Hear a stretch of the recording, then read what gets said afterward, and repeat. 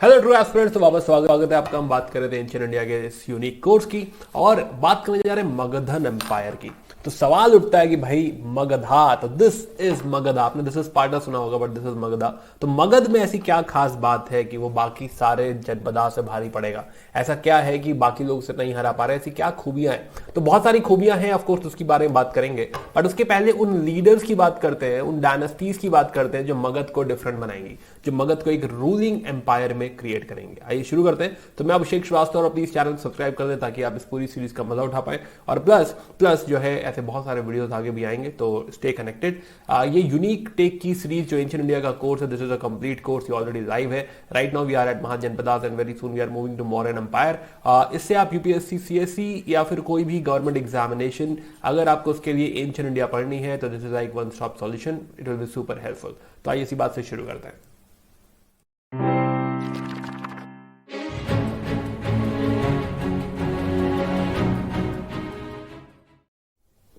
तो हमारी कहानी अभी जो चल रही है, हम बात कर रहे हैं महाजनपदास की। तो ये स्टोरी है कि भाई मगध किस तरीके से, या फिर वो कौन कौन से लीडर्स है जो मगध के राइज के लिए रिस्पॉन्सिबल है। तो अगर हम समझें तो हम जब भी बात कर रहे हैं, this is from around 600 BCE to 300 BCE, जिसमें पहली एक डायनेस्टी आएगी which will be Haryanka dynasty, जो कि पहला फाउंडेशन क्रिएट करेगी। देन बीच में आएंगे शिशुनागा एंड लास्ट में हमें दिखाई देंगे नंदा। तो ये तीन डायनेस्टी यहां पे क्रिएट होने वाली है और 320 से समवेयर हमें दिखाई देगी एक बड़ी अंपायर क्रिएट होते हुए नजर आएगी, विच इज मौर्यन अंपायर। अब इन तीनों में सबसे जो है, पहले तीनों में सबसे बड़ी अंपायर जो है नंदास की अंपायर है, क्योंकि हरियनका और फिर शिशुनागा का राइज हेल्प करेगा नंदास को और बड़ी अंपायर क्रिएट करने में, और फिर उससे भी बड़ी अंपायर क्रिएट करेंगे मौर्य, जो कि हमारा अगला जो है टॉपिक होगा once you finish all these things. तो पहले बात करते हैं हरियनका डायनेस्टी की, समझने की कोशिश करते हैं। तो कहानी 500 के आसपास। Before we go into this chapter, थोड़ा सा मैं वापस आपको दिखाना चाहूंगा कि हम बात कर रहे हैं मगध के राइज की। मगध के पास हमको यहाँ पे कोशाला दिख रहा है, कोशाला, और यहीं पे काशी। कोशाला ने काशी को अनेक्स कर दिया था, ऐसा मैंने आपको लास्ट वीडियो में बताया था। यहीं पे बगल में वृज्जी और वैशाली दिख रहे हैं। यहाँ पे एक इंपॉर्टेंट क्लैन है विच इज लिच्छावी, राइट। और दूर कहीं एक अवंती दिख रहा है जिसके पास अपना खुद का आयरन ओर एंड ऑल है, तो ये भी एक स्ट्रॉन्ग राज्य है। तो कहानी एक्चुअली इन तीनों के आसपास रिवॉल्व करती है। कोशाला स्ट्रॉन्ग है, अवंती स्ट्रॉन्ग है, और ऑफ कोर्स मगध तो यहां से जीतना ही वाला है। यहीं पे दो चीजें मैं दिखा दूं आपको, एक राजगीर और दूसरा यहीं पे पास में आपको दिख रहा है, राजगीर के पास एक दूसरी सिटी हमको नजर आ रही है विच इज पाटलिपुत्रा। तो राजगीर और पाटलिपुत्रा, पहली कैपिटल राजगीर और दूसरी कैपिटल बाद में जो बनेगी इट इज पाटलिपुत्रा। यहीं पास में चंपा, अंगा। तो अंगा कॉमर्शियली इंपॉर्टेंट है, ऐसा हमें महाजनपद के बारे में पढ़ा था। तो ये कुछ नाम थोड़ा सा स्टोरी में, इस कहानी में हमारे आएंगे, तो मैं चाहता हूं कि आप थोड़ा सा रिकॉग्नाइज करें। आइए बात शुरू करते हैं। तो बात करते हैं सबसे पहले हरियनका डायनेस्टी की। तो पहली डायनेस्टी हरियनका डायनेस्टी। यहाँ पे तीन लोग मेन है, एक है बिंबिसारा, फिर अजातशत्रु और फिर है उदयी। तो कहानी शुरू हो रही है लगभग 544, तो 550 के आसपास, जो मैं आपको अभी टाइमलाइन दिखा रहा था उसमें 550 के आसपास बिंबिसारा की एंट्री होती है। Bimbisara, he is the first leader जो कि ग्रोथ करने वाले। अब यहां पे बिफोर वी गो हेड, आप देखो तो जो कोर पार्ट है वो देखो, ये रीजन है कोर, लेकिन हरियनका डायनेस्टी एक्सपैंड करेगी, इसको थोड़ा सा नेक्स्ट लेवल लेकर जाएगी, और उसके बाद शिशुनागास इसको अवंती यानी कि उज्जैन की तरफ भी लेकर जाएंगे, राइट, एमपी की तरफ भी लेकर जाएंगे। तो धीरे धीरे, तो सबसे पहले अभी हम कंट्रीब्यूशन देखने वाले हैं हरियनका का, जिसमें पहला नाम आ रहा है बिंबिसारा, फिर उनके बेटे हैं अजातशत्रु, फिर उनको सक्सीड करेंगे उदयीन, राइट। तो उदयीन, तो बिंबिसारा, अजातशत्रु, उदयीन, ये तीन हमारे लिए इंपॉर्टेंट है, बात करते हैं इनकी। तो सबसे पहले बिंबिसारा, तो 550 से लगभग जो है 500 की कहानी, लगभग 50 साल का या 40 साल का आप ये रूल मान सकते हैं। And he is known for basically diplomacy. इनकी डिप्लोमेसी भी फेमस है, और डिप्लोमेसी में सबसे ज्यादा हमको देखने को मिलेगा मैट्रिमोनियल अलायंसेस। और जहां जरूरत पड़ी है he was able to do war and acquire as well, जिसमें वॉर का सबसे बड़ा एग्जाम्पल है अंगा। तो बिल्कुल पड़ोसी राज्य था मगध का, तो मगध ने सबसे पहले अंग को एक्वायर कर दिया। अंग अब उनके पास है, तो सबसे पहले उन्होंने अंग को एक्वायर कर दिया। अंग अब उनके पास है, तो अब ये कॉमर्शियली इंपॉर्टेंट भी है, तो उनके रेवेन्यू के लिए और बढ़िया हो चुका है, राइट। दूसरा, अगर हम देखें मैट्रिमोनियल अलायंसेस की बात करें, अगर डिप्लोमेसी की बात करें, तो उनकी पहली जो शादी हो रही है वो है कोशाला देवी के साथ, यानी कोशालन प्रिंसेस, जो कि वहां के राजा प्रसन्नजीत की सिस्टर भी हैं। राइट। तो यू कैन अंडरस्टैंड कि पहला ही जो मैट्रिमोनियल रिलेशनशिप है, अगर वापस मैं आपको मैप पे लेकर आऊं तो आपको दिखेगा मगध और कोशाला के बीच में मैट्रिमोनियल रिलेशनशिप हो चुकी है। राइट। और यहां पे काशी दहेज में आ चुकी है, dowry. And you will realise कि डाउरी से कुछ 1 लाख कॉइन कलेक्ट करे जाते हैं इन रेवेन्यू। अभी 2 बातें बताता है।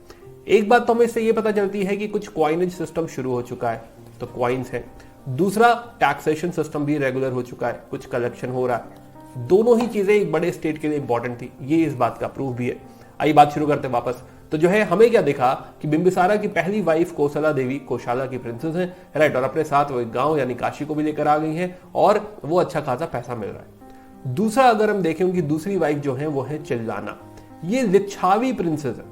तो ये वैशाली से आई है। वैशाली में जो सबसे इंपॉर्टेंट ट्राइब है, सबसे इंपॉर्टेंट क्लैन है, वो है लिच्छावी, और इन्हीं का बेटा है अजातशत्रु। इन्हीं दोनों का बेटा होगा अजातशत्रु। तीसरी जो उनकी शादी हो रही है वो पंजाब साइड एक क्लैन है, विच इज मादरा क्लैन। मादरा क्लैन जो है कि राजकुमारी है खेमा से उनकी शादी हो रही है। तो 3 शादियां आपको यहां पे देखने को मिलेगी। एक आपको यहां मादरा क्लैन से खेमा जी से विवाह हो रहा है उनका। इधर कोशाला देवी को महाकोशाला भी कहा जाता है। ये प्रसन्नजीत कोशाला के राजा जो है उनकी वाइफ है। काशी यहाँ पे डाउरी में मिली है और 1 लाख कॉइन्स की मैंने बात कही। सिमिलरली एक और जो शादी हुई है वो चिल्लाना जी से हुई है। चिल्लाना लिच्छावी की राजकुमारी है, इनके फादर का नाम है चेतक। एंड यहीं पे आप समझिए कि यहीं से हम लोगों ने रिलेशनशिप बिल्ड किया था कि चेतक जो है वो कहीं ना कहीं कजिन है, कनेक्टेड है महावीर के साथ। तो वर्धमान महावीर का कनेक्शन हमने जैनिज्म में बिल्ड किया था बिंबिसारा के साथ, कि बिंबिसारा एंड महावीर, तो बिंबिसारा बेसिकली ब्रदर इन लॉ लगेंगे महावीर के। राइट। इन्हीं दोनों का जो बेटा है वो है अजातशत्रु। तो चिल्लाना और बिंबिसारा का बेटा अजातशत्रु, जो कि उन्हें सक्सीड करेगा भी आगे जाके। तो हमने समझा कि बिंबिसारा वॉर भी कर सकते हैं, जिसमें उन्होंने चंपा या फिर अंगा को एनेक्स कर लिया है। और इसके अलावा ये 3 शादियां जो कि मगध को एक स्ट्रॉन्ग एम्पायर की यहाँ पे तरह बिल्ड कर रही है। ओके, तो मगध जो है। दूसरा, इस समय देखते हैं कि अवंती के साथ उनका रिश्ता क्या है। अवंती के उस समय राजा है चंद्रप्रद्योत। तो बेसिकली इस साइड यहाँ पे अवंती आपने देखा था और यहाँ के राजा है चंद्रप्रद्योत। ये नाम मैंने आपको पहले भी बताए थे, बट यहाँ पे वापस देखते हैं। तो चंद्रप्रद्योत, अब टेक्निकली इन दोनों में थोड़ा दुश्मनी है, चंद्रप्रद्योत महासेना। पहले इन लोगों में थोड़ा झगड़ा वगड़ा भी होगा, but eventually they will be like friends, they will become friends. तो चंद्रप्रद्योत को हो जाएगा एक जॉन्डिस हो जाएगा उनको, राइट, उनकी तबीयत काफी खराब होगी। तो बिंबिसारा भेजेंगे जीवक को। तो जीवक बेसिकली मेडिसिन में एक्सपर्ट है, तक्षशिला से वो मेडिसिन पढ़ कर आए हैं, विच शोज की ऑलरेडी एजुकेशन भी काफी बढ़िया इस समय इस एरा में चल रही है। तो वो तक्षशिला उधर गांधार साइड में जो कि एक लर्निंग स्टेशन, एजुकेशन का सीट माना जाता है, वहां पे वो मेडिसिन सीख कर आए हैं। और सोचिए उनको मौका मिला है यहाँ पे राज वैद्य बनने का। तो मगध के एक इंपॉर्टेंट डॉक्टर है वो, और उनको भेजा गया है चंद्रप्रद्योत का इलाज करने के लिए। And now this will actually ensure कि अवंती के साथ भी अच्छे रिलेशनशिप बिल्ड हो जाए। राइट। दूसरा, इवन गांधारा, तो वापस अगर मैं आपको मैप पे लेकर आऊं तो आपको रियलाइज होगा कि गांधारा के साथ भी एम्बेसी एक्सचेंज करी जा रही है। गांधारा के साथ भी एम्बेसी एक्सचेंज करी जा रही है वाया मगध। राइट। यहां मादरा क्लैन आपको दिख रहा है, यहां से एक मैट्रिमोनियल रिलेशनशिप बिल्ड हो चुका है। कोशाला के साथ भी मैट्रिमोनियल रिलेशनशिप बिल्ड हो चुका है। अवंती से दोस्ती हो चुकी है। तो आप समझ पा रहे हैं कि हाँ, ये स्ट्रॉन्ग राज्य क्रिएट हो रहा है, एक स्ट्रॉन्ग जो है you can say network create हो रहा है। And that is the reason की इनिशियल फाउंडेशन, ये जो क्रेडिट देना चाहिए हमें बिंबिसारा को देना चाहिए। राइट। तो ऑलरेडी डोमिनेंट स्टेट ये बन चुका है यहाँ पे। अब क्या है कि बिंबिसारा के टाइम ही बुद्धा भी है।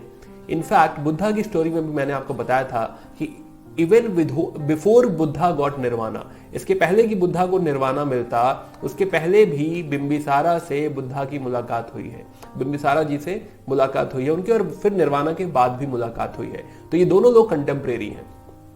तो यहाँ पे एक बार बुद्धा की तबीयत खराब होती है तो जीवक को यहाँ भी भेजा गया है, प्लस गिफ्ट भी दिया है उन्होंने संघ को। तो वेलुवन पार्क जो है वो संघ को उन्होंने गिफ्ट करा हुआ है, राइट। फिर जो है एज पर ये ह्यूएनसांग उन्होंने राजगीर का जो शहर है वो उन्होंने बिल्ड किया था। तो राजगीर जो पहली कैपिटल हम देख रहे हैं यहाँ पे, राइट, पहली कैपिटल राजगीर, ये बिंबिसारा के टाइम में स्टैब्लिश हुई है। तो यहां पे क्या है कि इनिशियल फाउंडेशन हमको देखने को मिल रहा है, but in the and around 492 BC, यानी रफली आप 500 मान लीजिए, है ना। ऐसा कोई ईयर नहीं रटना होता यूपीएससी में, रफ आइडिया आपको होना चाहिए कि किस टाइम फ्रेम की बात हो रही है। तो 500 के आसपास रफली मान लीजिए कि अजात शत्रु का राइज होता है। अजात शत्रु क्या करते हैं, अजात शत्रु अपने फादर को जेल में बंद कर देते हैं and he starved him to death. अब उसमें स्टोरीज लेजेंड्स और भी हैं कि उन्होंने उनको बहुत यातनाएं दी, उनको बहुत परेशान किया, और इसीलिए उनको पितृहंता भी कहा जाता है। उनका रियल नेम अगर देखें अजात शत्रु का तो कुनिका है उनका नाम, कुनिका। ओके, सो यहां पे अजात शत्रु is known for Wars, diplomacy से ज्यादा वो वॉर के लिए जाने जाते हैं, और उन्होंने आसपास सारी लड़ाइयां लड़ी हुई हैं। आइए समझते हैं इस बात को। तो फिलहाल तो हमने देखा कि बिंबिसारा और चिल्लाना के बेटे हैं अजात शत्रु।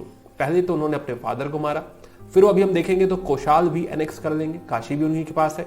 फिर हम देखेंगे कि हाँ उनके पास मिलिट्री वेपन्स हैं, तो इस तरीके का वेपन है। आपने बाहुबली में देखा होगा कि भल्लाल देव ऐसा वेपन लेते हुए जा रहे हैं, तो ये वेपन उनके पास उस समय एग्जिस्ट करता था। इसमें यहाँ पे भी कुछ चाकू, जो पहिया है वहां पे भी कुछ ब्लेड निकला होता था, और जब भी जाते थे तो सबको मारते हुए चले जाते थे। सिमिलरली तो इसे रथ मूसल बोलते हैं, और महाशिला कंटिका, तो दिस इज महाशिला कंटिका, जिससे आप बड़े बड़े पत्थर उठा के दूसरी वाली सेना के ऊपर फेंक सकते हैं।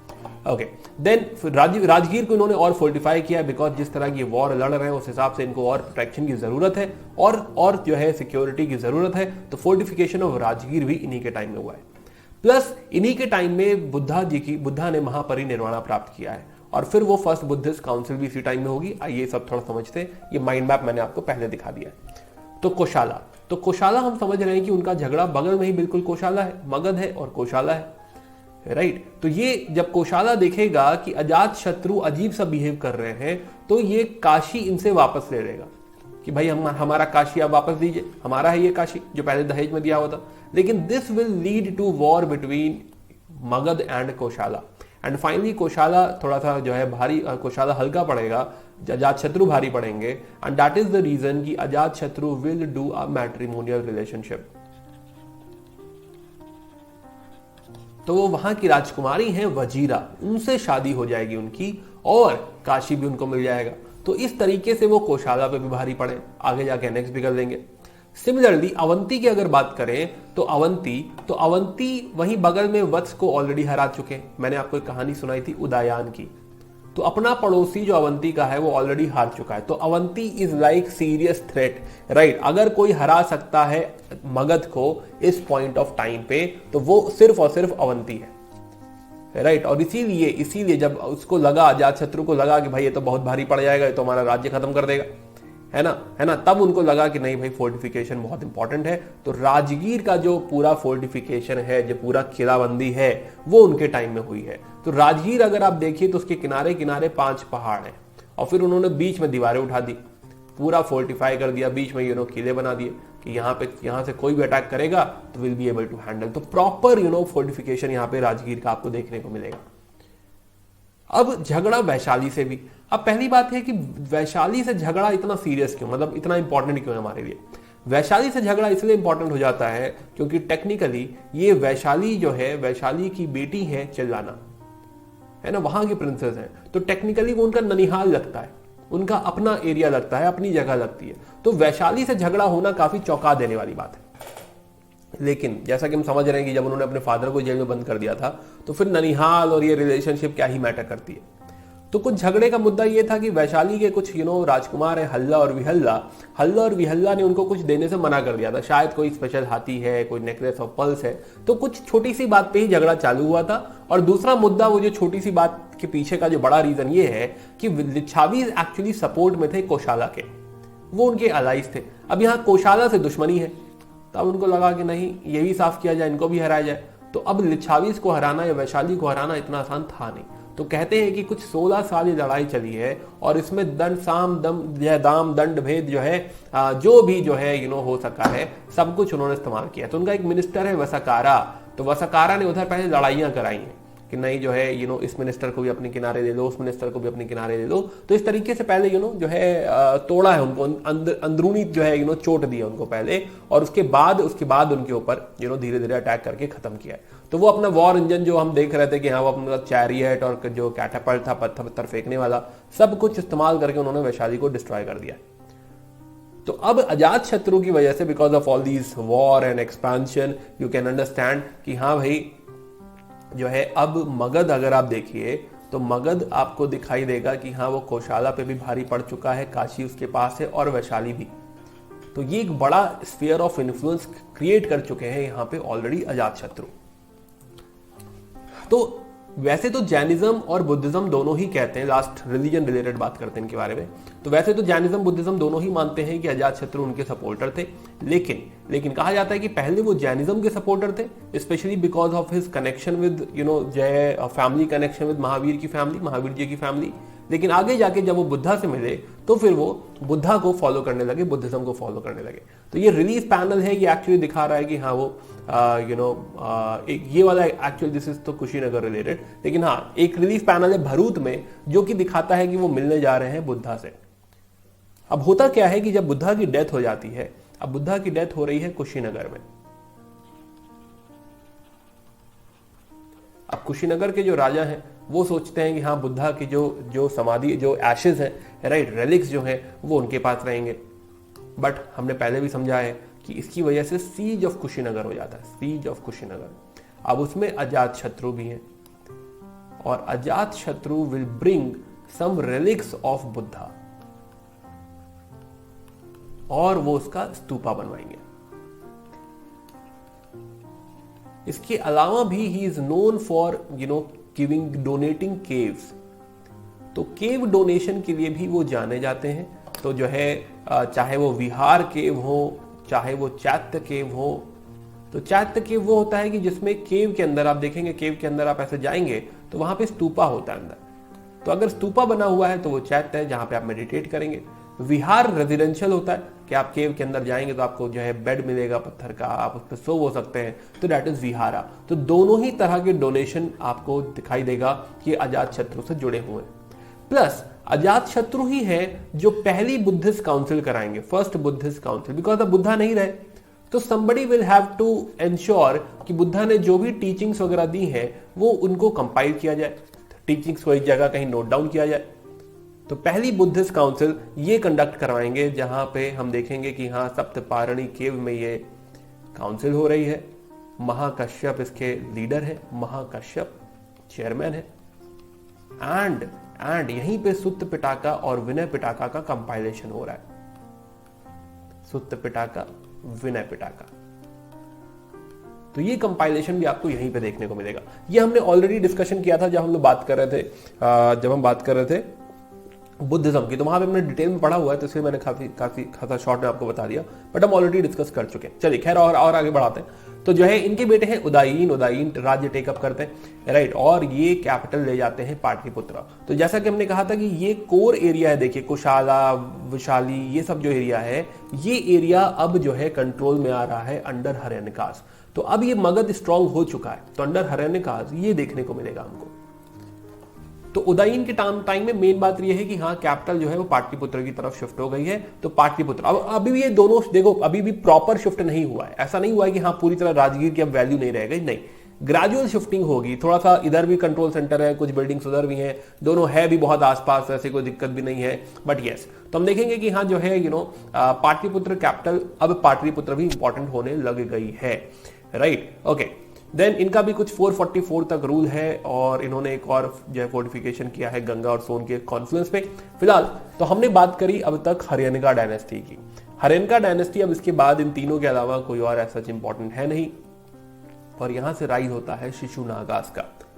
अब हो क्या रहा है कि एंड में देखा जा रहा है कि भाई 5 सक्सेसर्स, राइट, आपस में लड़ रहे हैं, फादर को मार दे रहे हैं, राइट, पैट्रिसाइड देखने को मिल रही है। तो अब यहाँ पे जो नोबल्स हैं, जो लोग हैं, वो बहुत दुखी हैं हर्यनिका डायनेस्टी से, they are not at all liking the trend. तो उस समय शिशुनागा वाराणसी के हुआ करते थे गवर्नर, और फिर इनको बुलाया गया और इनको गद्दी दे दी गई। And this is how Kashi के काशी के जो गवर्नर हुआ करते थे, अब वो मगध के राजा बन चुके हैं। तो शिशुनागास, तो हम देखेंगे कि शिशुनागा अर्लियर वाइसरॉय जो है, now he is the king. तो डायनेस्टी यहां से चालू होती है। जो मोस्ट इंपॉर्टेंट बात है इनके टाइम में, शिशुनागास के टाइम में, तो हर्यनका ने अपना राज्य इतना क्रिएट किया था, बट शिशुनागास, क्योंकि अब अवंती बहुत स्ट्रांग नहीं रहा, अब जो आगे के लीडर्स अवंती के, they are not that strong, and now Avanti is also part of Magadh. तो अब ये जो कॉन्ट्रीब्यूशन है, this is because of Shishunaga dynasty. अब इनको सक्सीड करते हैं इनके बेटे काकावरीन काल अशोका, राइट। अब अलग अलग सोर्सेज में अलग अलग नाम दिया हुआ है। अब बुद्धिस्ट टेक्स्ट में सिन्हाला क्रॉनिकल्स में लिखा हुआ है इनका नाम काल अशोका। वहीं अगर पुराणों को आप पढ़ेंगे तो पुराणों में उनका नाम लिखा है शिशुनागा। तो ठीक है, जो भी नाम जो है ये काकावरीन, राइट। तो काकावरीन और काल अशोका दोनों ही नाम ठीक है, दोनों ही मान लेते हैं। अब दो बातें इनका ध्यान रखेंगे। तो एक तो पाटलिपुत्र और इंपॉर्टेंट हो रही है, प्लस सेकेंड बुद्धिस्ट काउंसिल इनके टाइम में हो रही है वैशाली में। This is around 383 BC। तो दो बातें हम यहां पे ध्यान रख रहे हैं। Okay, then later he was assassinated, and यहां से राज्य चालू होता है नंदास का। तो तीसरी dynasty which is Nandas. Now Nandas, like अभी तीनों के बाद अगर ये लेट्स से 10x है, ये है 20 पहुंचे, तो नाउ दे विल रीच 100, है ना। स्ट्रेंथ वाइज ये धीरे धीरे उन लोगों के ऊपर ग्रो करके अब और स्ट्रॉन्ग एम्पायर क्रिएट होने जा रही है, विच इज अंडर नंदास। तो नंदास कहानी चालू होती है अंडर महापद्म नंदा। स्टोरी है अराउंड 345। अभी डायनेस्टी देखो तो बहुत छोटी सी डायनेस्टी, अब 350 के आसपास जो है ये डायनेस्टी चालू हो रही है। तो महापद्म नंदा, इनको लो ओरिजिन के लिए जाना जाता है। ये क्षत्रिय फैमिली को बिलोंग नहीं करते, and that is the reason this is first non Kshatriya dynasty. तो पहली नॉन क्षत्रिय डायनेस्टी हमें आपको यहां देखने को मिलेगी, और इसीलिए जो है इसको बहुत क्रिटिसाइज भी किया जाता है। स्पेशली हम देखेंगे कि ब्राह्मणिकल टेक्स्ट में इनको बहुत क्रिटिसाइज किया गया है, राइट, कि नॉन क्षत्रिय फैमिली, क्योंकि नॉन क्षत्रिय फैमिली का धर्म राज्य करना नहीं है, और इसीलिए इनको अधर्मिका कहा गया। अधर्मिका, इनको अनंत कुल कहा गया है कि अननोन लीनियज, पता नहीं है कि लीनियज कौन है, कौन सी डायनेस्टी को बिलोंग करता है। कहते हैं कि महानंदीन जो कि सुंगाज में आखिरी थे, उनका और शूद्र एक मदर है, मतलब उनकी एक मदर है वो शूद्र, तो इन दोनों के जो है प्रसंग से जन्म हुआ था महापद्म नंदा का। तो इसीलिए वो महापद्म या फिर नंद जो नाम आ रहा है वो भी शायद वहीं से आ रहा है। नाउ अब क्योंकि he is not coming from Kshatriya family, तो we will see one rivalry. तो ये सारे ही क्षत्रियों को डिस्ट्रॉय कर देंगे, इसीलिए वो एक टाइटल भी देंगे, सर्व छत्रांतका, अपरूटर ऑफ क्षत्रिय, सर्व छत्रांतका, छत्रों का क्षत्रियों का अंत करने वाला, सारे क्षत्रियों का अंत करने वाला। प्लस इनके पास और बड़ी आर्मी है, इसीलिए इनका टाइटल उग्रसेन भी है। तो he is fierce, he will go for expansion, मतलब he will actually defeat all the छोटे छोटे महाजनपद जो दिख रहे, चाहे वो पंचाल हो, काशी हो, हयाज हो, कलिंगा हो, है ना। इनफैक्ट कलिंगा भी, तो एक इंस्क्रिप्शन में हमको कलिंगा के एक राजा है खरवेला के हाथी गुफा इंस्क्रिप्शन में हमको जिक्र मिलता है कि ये राज्य कभी नंदास के अंडर भी हुआ करता था। इनफैक्ट कोशाला भी जीत लिया उन्होंने। कलिंग से एक विक्ट्री ऑफ ट्रॉफी, तो क्या लेकर आए हैं वो, एक जिन की इमेज लेकर आ गए वो as a victory of trophy. तो overall he has defeated the other kingdoms as well, Kosala भी, कलिंगा भी, देन हयाज भी, right, then Kashi and all, right, Asmakas भी। तो असाका तो नीचे का भी आप जो है देखिए तो ये लोग हार गए। तो टेरिटरी साउथ भी चली गई है, तो एक बड़ी अंपायर क्रिएट हो गई है, राइट। एकारथ का टाइटल दे रहे हैं, एक रथ ओवरऑल एक ही, जिसने सबको हरा दिया। तो अब जो एम्पायर क्रिएट हो रही है, this is like next level empire, है ना, कि कलिंगा भी हार गया है। देन इधर जो है आपका नीचे भी आप पेनिट्रेट कर रहे हैं, समाका साइड, तो पौंदनियारा या प्रतिष्ठान जो था वो भी जीत लिया है। इधर अवंती ऑलरेडी था, लेकिन now this is like a very very big kingdom. जो पूरा जो आर्यवर्त आप कह रहे थे, जो पूरा महाजनपदा जो हम सारे देख रहे थे, महाजनपदा, राइट। अब इधर तो पर्शियन है तो ये तो भूल जाओ, बताऊंगा मैं पर्शियन है यहाँ पे, तो इनको अगर हम भूल जाएं तो बाकी सब कुछ आप देखिए, मोस्ट इंपॉर्टेंटली जितने भी राज्य हुआ करते थे अब सब राज्य हार चुके हैं अंडर महापद्मनंदा। तो महापद्मनंदा ने एक बहुत बड़ी एम्पायर क्रिएट कर दी है। इनके पास एक बेहतरीन आर्मी एग्जिस्ट करती है, नंदास के पास एक बेहतरीन आर्मी एग्जिस्ट करती है। तो सब कुछ जो हमने शुरू किया था महापद जो है महाजनपद में, now they everything is consolidated और वो एक राज्य है, वो है नंदा एम्पायर। ओके, बट इनको रिप्लेस, इनको बाद में जब आएंगे वो है धनानंदा। धनानंदा तो लास्ट इंपॉर्टेंट किंग जो है वो धनानंदा है, 329 टू 321 बीसी। तो यही हमने कहा था हम 300 तक की कहानी पढ़ रहे हैं, तो हम टेक्निकली 320 तक की कहानी पढ़ रहे हैं। तो 320, तो this is the and last ruler. अब क्या है कि ही is not a very very popular ruler, लोग उनको पसंद नहीं करते, कहते हैं कि हाँ भाई वो एरोगेंट भी है, बदतमीज है, ऑप्रेसिव है, चाणक्य से भी इन्होंने बदतमीजी करी थी, प्लस टैक्सेस वगैरह बहुत लगा रखा है, ग्रीडी है, राइट है ना। तो ओवरऑल जो है nobody likes him and everybody want कि हाँ इनको हटा दिया जाए। तो उनकी पॉपुलैरिटी काफी खराब है। तो इनको कुछ टाइटल्स, इनको कुछ नाम से बुलाया गया है इन ग्रीक क्लासिकल राइटिंग, क्योंकि अलेक्जेंडर इसी टाइम में आ रहा है, तो इनको एग्रमीज कहा गया है, जैंडरमीज कहा गया है। अब जब अलेक्जेंडर की बात करी है तो थोड़ा सा और कह देते, तो यही जो टाइम है जो हम बात कर रहे हैं 600 टू, इसे टेक्निकली अब 320 लिख देते हैं, जहां पे हम कह रहे हैं कि यहां पे एग्जिस्ट करते हैं धनानंदा। हमने ऑलरेडी बात करी कि यहां पे थे आपकी हरियनका डायनेस्टी, लगभग 550 से चालू हुई थी, फिर बीच में शिशुनागाज आए, इन्होंने अच्छी ग्रोथ दी। हरियनका में हमने बात करी बिंबिसारा, अजातशत्रु, उदयन की। शिशुनागाज में स्वयं शिशुनागाज और काल अशोक, और यहां पे महापद्मनंदा और फिर धनानंदा। अब यही टाइम वो है जब जो है आपके अलेक्जेंडर का इन्वेजन हो रहा है, और अलेक्जेंडर भी 325 पे अगर हम देखें तो 325 पे अलेक्जेंडर भी है, और वो यहां पे टिल बेयास आएगा भी, वो पोरस को हराएगा भी। तो अलेक्जेंडर के बारे में बात करेंगे, एक वीडियो हम अलेक्जेंडर को भी डिवोट करेंगे। तो फिलहाल तो वो ब्यास तक आएंगे, एंड जो है जब वो ब्यास पे आएंगे तो यहाँ पे जो लोग हैं वो बात करेंगे कि भाई ऑलरेडी यहाँ पे एक बड़ी नंदा की आर्मी एग्जिस्ट करती है, यहाँ पे नंदास है, नंदास और उनकी आर्मी बहुत बड़ी है, and that is the reason कहा जाता है कि अलेक्जेंडर की army will not step forward. Alexander की आर्मी बहाने मारने लगेगी कि नहीं घर जाना है, पेट में दर्द हो रहा है, वापस चलिए something, and that's how Alexander will go back. तो फिलहाल तो हम समझेंगे कि इनकी बहुत बड़ी आर्मी है, 2 लाख इन्फेंट्री है, 20,000 घुड़सवार है, 2,000 रथ है, 3,000 हाथी हैं। नाउ यू मस्ट अंडरस्टैंड कि war elephants have become very very important. Magadh में एक बड़ा गेम चेंजर ये है कि इनके पास एलिफेंट्स हैं, हाथी हैं, और हाथियों से लड़ाई करते हैं। ये बात काफी हद तक प्लूटार्च करके ग्रीक हिस्टोरियन है जो इस बात को कंफर्म भी करते हैं कि हाँ ये बहुत बड़ी आर्मी है।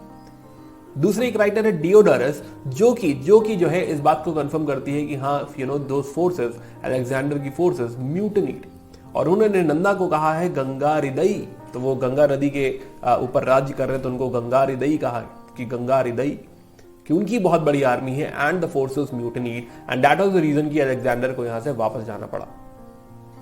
बट यही जो राज्य है, यही राज्य क्योंकि पॉपुलर राज्य नहीं है, and that is the reason कि हाँ यहां पे भिड़ंत होगी चाणक्य से, चाणक्य एंड चंद्रगुप्त मौर्य। तो ये स्टोरी मैं आपको बताऊंगा, चंद्रगुप्त मौर्य, एंड यहां से इनकी जीत के बाद शुरू होगी मौर्यन एम्पायर।